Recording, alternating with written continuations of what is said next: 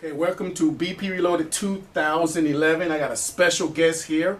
I'm not going to tell you his name yet. I'm going to tell you his credentials. Top 10 U.S. player.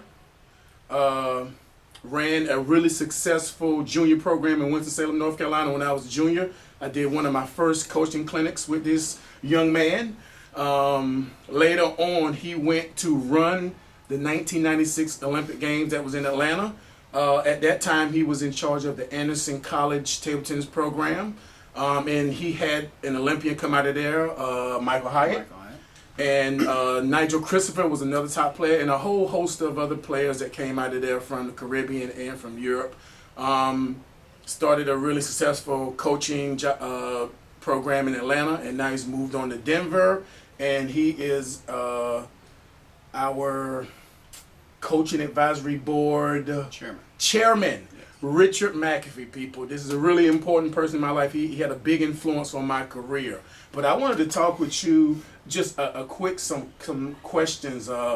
When you saw the North Carolina crew of kids, who do you feel had the most talent? Just be honest, because I didn't think it was me. I thought, and I don't remember his name. I thought Eddie Farmer. Eddie Farmer, Oscar's brother. Mark Melvin. And there was Howard Phillips. Howard Phillips. Right. But you were right there.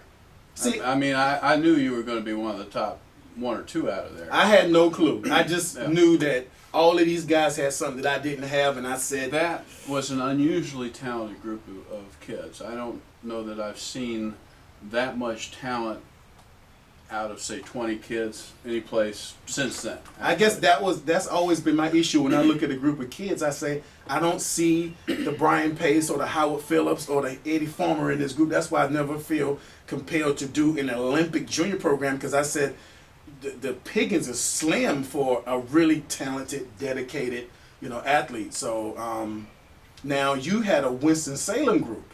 Right. Who do you feel was the most successful? Who had the most talent out of that group? Well, I had that group, and I didn't have them really as long as I had. Right. Did some work with you guys in right. Wilson, but Todd Lang. Okay. And Rodney Reese. He's on my Facebook, by the way. And was it Mike? There was another boy. Now we're going back. We're going way back. We're going back into the late '80s now. We'll fast forward to one year that we went to the Junior Olympics. Do you remember the driving I did where I scared everybody? Yeah, well, it was outside of Kansas City, wasn't it? There was two drivers, and I was like 14 or 15 kids in a van. Right.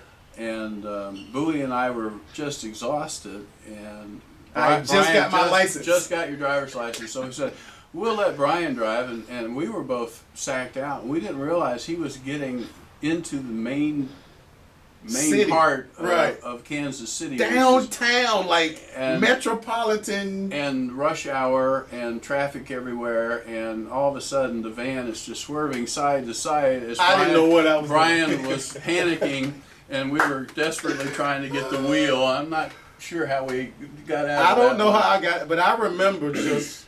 There was a short turn, and I took 3 lanes, and the van just erupted with fright. Yes. And I said, whatever I'm doing, it's wrong. No, that was that's a highlight. That was a highlight. But the other highlight was going there, and you guys won most everything you played in. Yeah, that was a real big deal. Nobody really knew about the Wilson program. The other kids there really weren't aware of how good you guys were. I think that was our advantage, because they didn't have the expectation. And really, we didn't have the expectation because we were just playing. And remember, Jignesh Mehta was with us. Shocked too. everybody. Yeah. Because nobody knew him, and he won his age group. Yeah, that was a you real guys, big. Really took home just about everything at the Junior Olympics. Okay, let's fast forward again. Now I finished high school. I've gone to Augusta. Now you're in charge of the Anderson table tennis group, and now I'm on the opposite side of you. Well, what you probably weren't as aware of in those days, because we had a good rivalry, the two schools. was, of course, Pete May, who ran that program. You know, wasn't the coach, but right. financed it and set Right. it up and got the house for everybody Right. and everything else. You know, he and I are lifelong best friends, so we manufactured that rivalry to a good deal. We wanted it so Didn't want it to be our, lopsided, our right. two programs could push each other out. No, just push each other to excellence. Right. If you don't have anybody, you know, if you don't have that other team to shoot for, Right. it's hard to prepare. So we would be out there, you know, telling you to kick each other's butt and winking at each other the whole time. Pete and I were. I look back, you guys sitting up in the stands, and me and Nigel going at it, and yeah, we're like, and these guys are we'd be friends. like, you know, I'd be telling Nigel, you just gotta kill him. You just gotta kill him. And Pete would be telling you that, and then Pete and I'd be sitting in there shaking hands under the table, going, "Hey, look at that! Look at them play!" Yeah. You know. Throughout the time I was there, it never felt like one program had the scale went dramatically the other way. It just No. seemed the whole time both of those programs when existed, they were fairly balanced. You know? And they were, and it made for great tournaments around the Southeast because Right. when the two colleges came, you know, You 20, just 20 upped the ante. 25 good players walked into the door from two programs, and then mix it with the other people from the Right. area. That made it difficult to win any prize money. Like after that was over, I had a certain amount of anxiety going to a tournament, only to find out that it wasn't a lot of good players there because I was used to six of me, Derek May, Scott Butler, Jimmy Yeah. Butler, Rez Von Cretu, The boys from Pakistan. Ian, Sohail. Yeah. The Khan brothers. Yeah, Mhm. Maybu, and then that's our program. Yeah, that's and your then from program. your side, you got Eric, Yeah. the Korean Swedish guy. Yeah. Then you got Greg. Then you got Nigel. Then you got Jason St. George. This is like the open singles was like, you know, like you had to work hard to get to the finals to get like $200. You got to beat a whole bunch of 2,500 players. You had to have a highlight Yeah. just to win some money. Yeah. You know. Yeah. Now let's fast forward to being able to be involved in the Olympics. And I remember when you were dealing with them, they'll just say, "Get some new lights." And like it was like there was no budget. They said get whatever you need. Well, you know, obviously there was a budget, but it's probably the only event on Earth where you have the ability to run it Exactly the way you want. according to whatever your dream is, because Right. you know they want the best possible conditions. We changed the lighting several times. Right. We spent hundreds of thousands of dollars in the lighting. Right. The seating alone, they were the best portable seating. They were modular. Right. And I'm trying to remember, I think they were from Sweden. Right. They were $800,000 for the seats Wow. to rent. Wow. You know, Wow. the Now- flooring, building those wood floors underneath Right. that. You know. Now, if you go to Jim McQueen's house, he has barriers Yep. from the Olympics. Every time I go there, I see those barriers. Yep. Now, when you guys ran the World Team Cup the year before, was that kind of your litmus paper for running an event in that venue, Yeah. just to you see how never, it would you turn out? never know how a venue's going to play. Right. Until you get inside it. So we recreated the basic layout. We did. It was sponsored by a different company, TSP, so the tables and barriers were different. Right. But the wood floor was the same, the lighting, and we found out after we used that lighting system that we needed to change it. Right. So you want to find, and it was probably the best lighting to that time ever in the United States, but Right. it wasn't quite what we wanted. Right. Now, So- I remember you basically hired everybody from the South to come and work, just to volunteer. Even when I look at it now, I say, I know that guy, I know that guy, I know that umpire, I know this person, I went to college with that person. That was flooded with people from the Southeast that just wanted to make this thing as beautiful as possible. Well, we had as a paid staff, I think about 14 people, and we had a staff of 215 maybe. Wow. So the rest were volunteers Right. that gave their time and trained for 2 years to come and do it. It Right. wasn't just something you could show up and Right. do. You had to come Right. I and remember you actually get trained. sent paperwork, you know? Yeah. Yeah. You Wow. had to go through the training, and you got uniform, you got food. If you needed a room, there was some rooms. Right.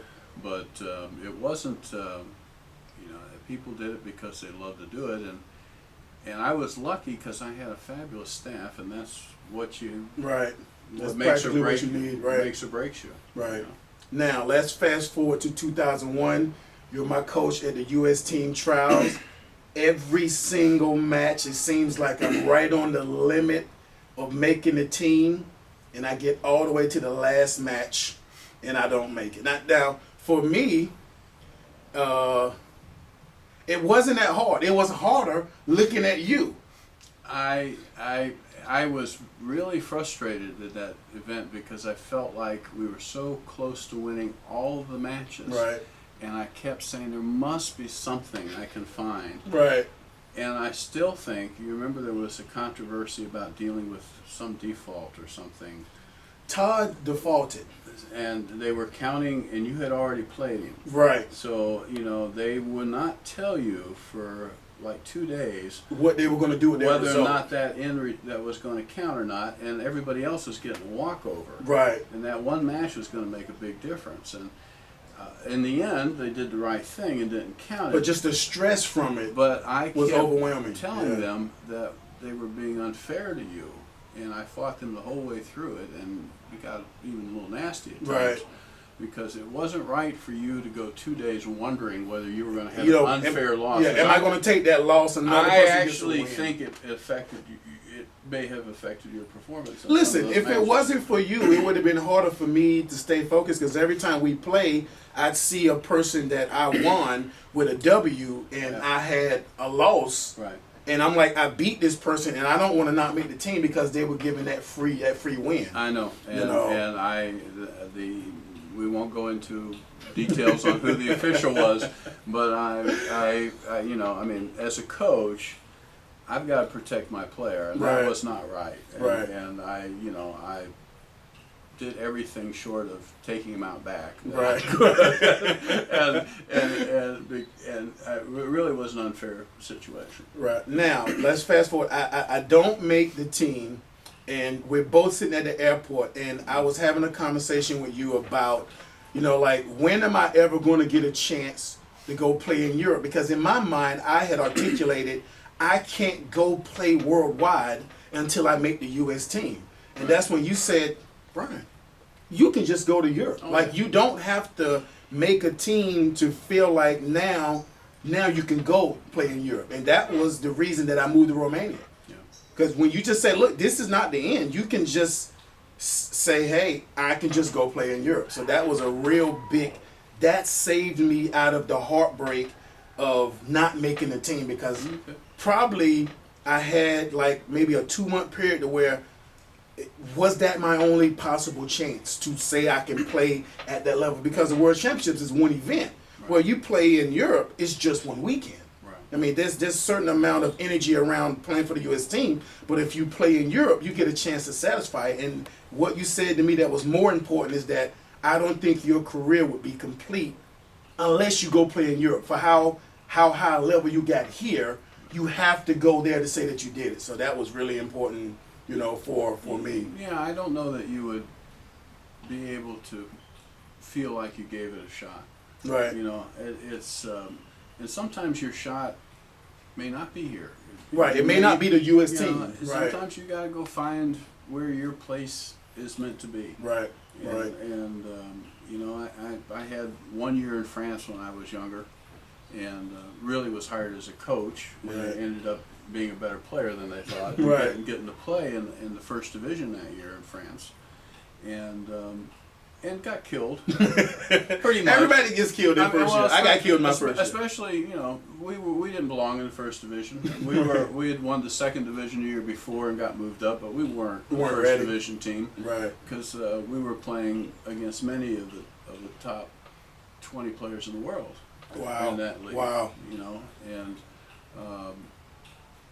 just getting, your whatever kick, but at least going through the experience, you gave it, you have a year, you train as hard as you can. Right. You get a shot to play a number of the best players. Right.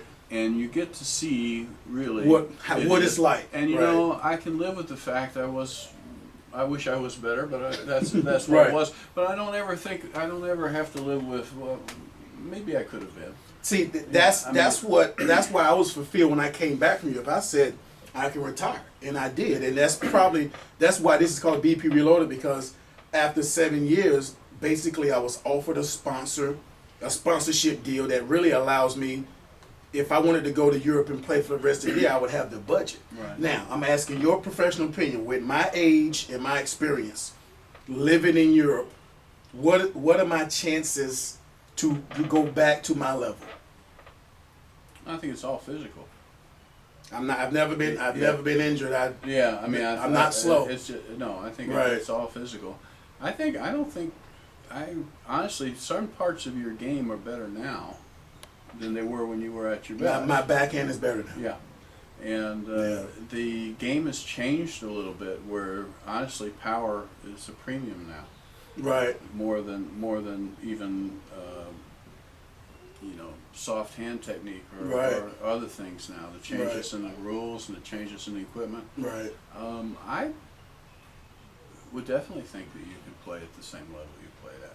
Well, I'm going to do it. What you have to do when you get a little older is manage how much you play and manage how much you train. Right. You probably can't train as many hours a week as you used to train, so you have to train a little smarter. Yeah, you know what I've noticed, because I've probably been back at it a month, is I probably have to, like before I could play maybe 11 to 1 and then maybe 3 to 6. But now it has to be more like 7 to 9 and maybe 6 to 8. I have to spread it out more. So I could probably do that session, but the next day I'd pay for it. Yeah. So that's been probably the biggest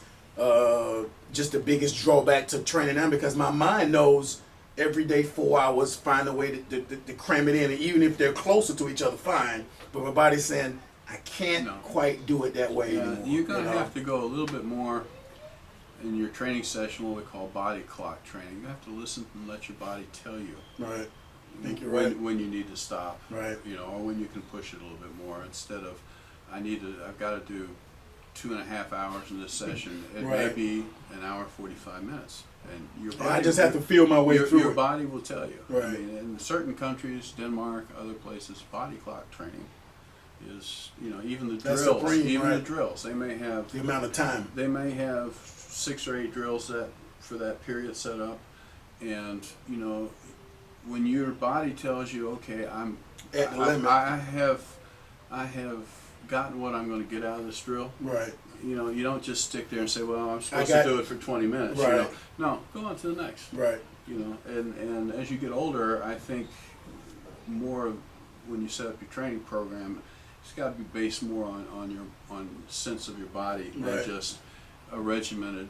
Yeah, I think you're right, because in my mind, all I've known was A, B, C, and that was more like I got an hour and 45. I probably got 4 drills. He has 4 drills. We play 1 practice match. Yeah.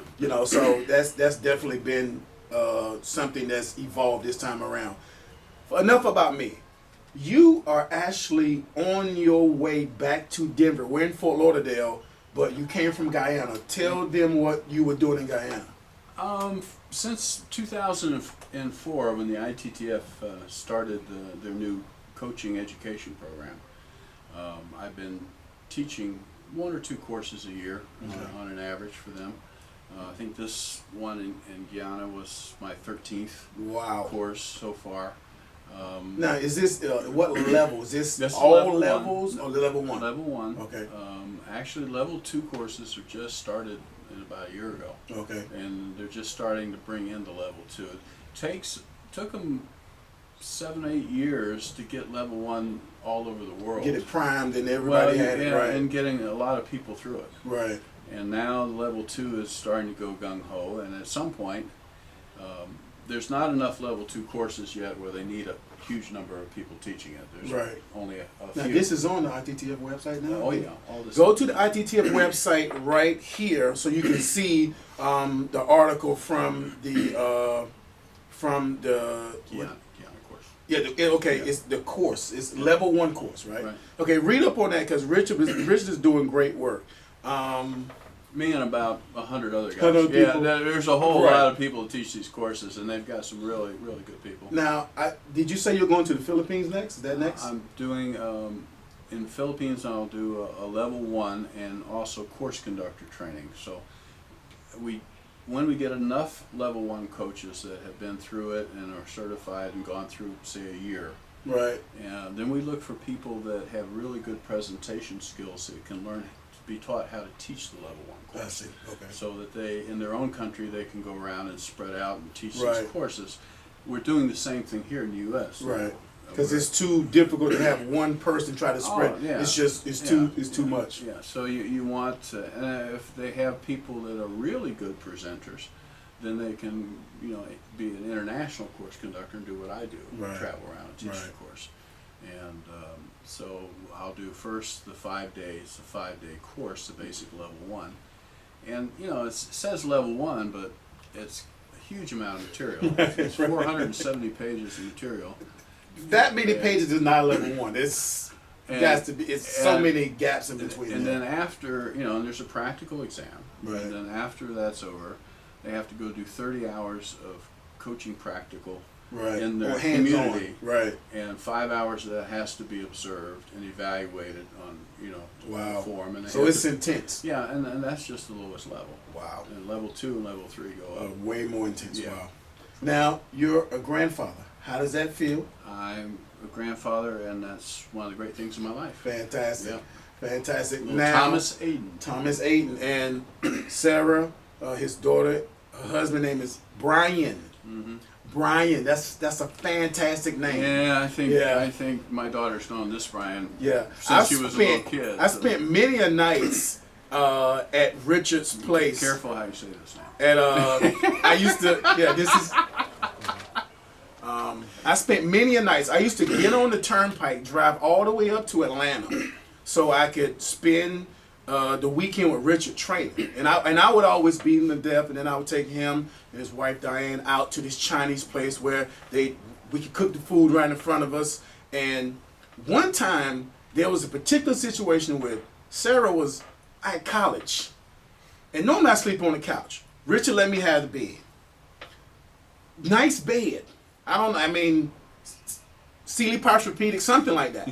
Now, 3 months later, I'm at a tournament, and I'm just walking, and I see Sarah.